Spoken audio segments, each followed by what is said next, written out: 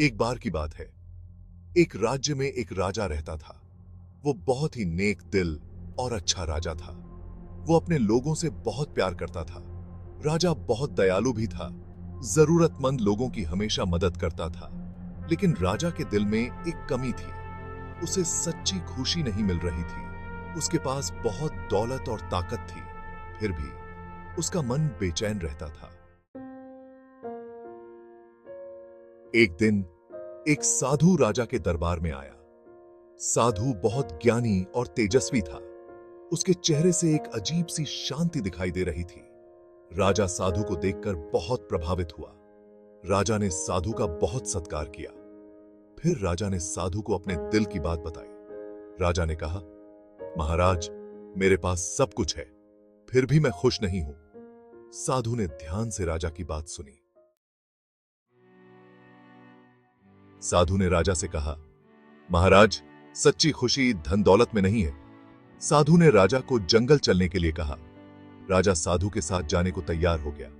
वे दोनों जंगल की ओर चल दिए। रास्ते में उन्हें बहुत सी मुश्किलों का सामना करना पड़ा। धूप बहुत तेज थी और रास्ता भी बहुत कठिन था।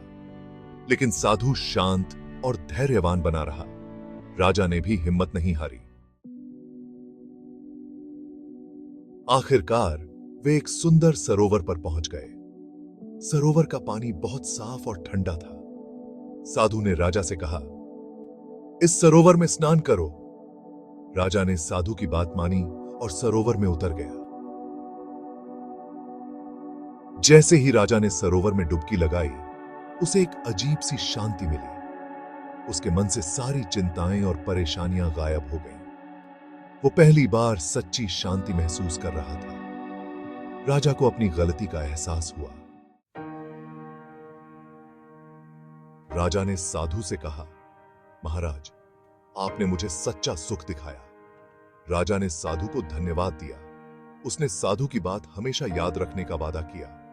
राजा अपने राज्य वापस लौट आया। राजा अब पहले जैसा नहीं रहा था। वह अब सच्ची खुशी का मतलब समझता था। उसने अपने लोगों की सेवा और भी लगन से की। राजा हमेशा साधु का आभारी रहा।